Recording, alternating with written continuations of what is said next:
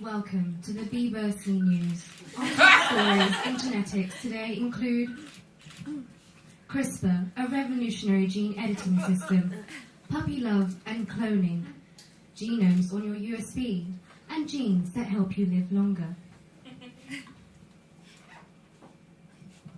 Scientists are using a new system of gene editing to make precise changes to genomes that remove or edit a faulty gene.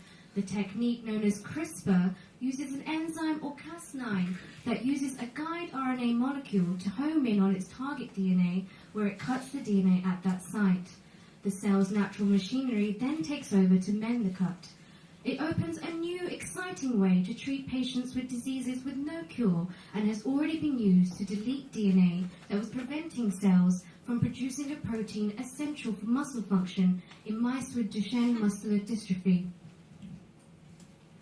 Walkers have also got on board and invested millions of pounds into this technology in the hope that it will make their potatoes more crisper and increase customer appeal.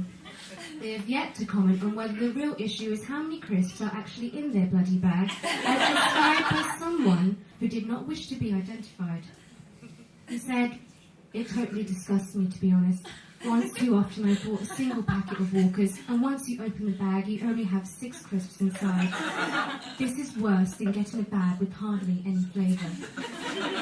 Someone else commented, "Wow, yet another threat where the real injustices and hardships of our time are exposed. It is a wonder anyone can face getting out of bed on a morning only to be confronted by such huge and crippling miscarriages of justice by a slightly overinflated bag of crisps." Clearly, a very serious issue for our consumers.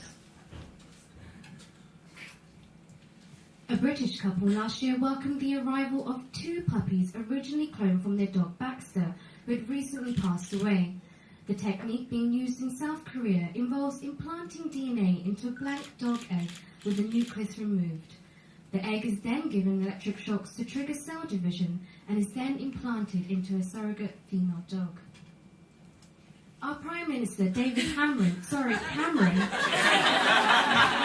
is said to be making a rash decision about exploiting this technology to clone an animal he describes as admirable and close to his heart.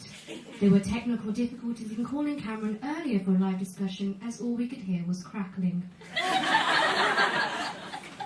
Jeremy Corbyn, however, stated he feared the repercussions of this and said in the House of Lords, that Cameron is a danger to the livestock of your family, your country, and the livestock of everyone else's.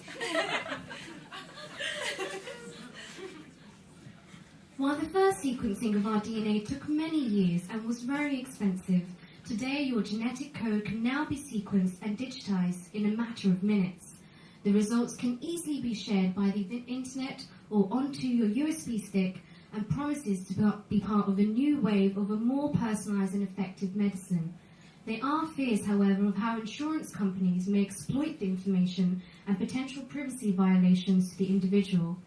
And because as news corporations, sometimes we ask scientists from completely different fields to comment on pieces of completely different articles out of their field, here's what Stephen Hawking had to say. So, it has nothing to do with the that was called for this. You don't think I know everything about the theory of everything.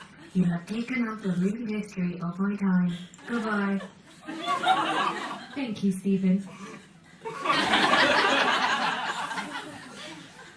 Scientists have discovered 4 genes that can help you live past 100 involved in blood group, life cycle regulation, and the immune system. The studies show that certain variants in these genes, which were uncovered by searching the genomes of centenarians, increase your chances of a longer life. They could provide clues to uncover the mystery of why we age and could help us to find ways to prevent age-related diseases. Scientists have already submitted a grant for one mystery that remains unsolved: Donald Trump's hair.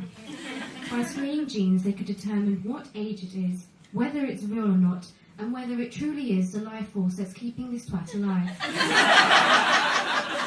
They promise to comb through the evidence.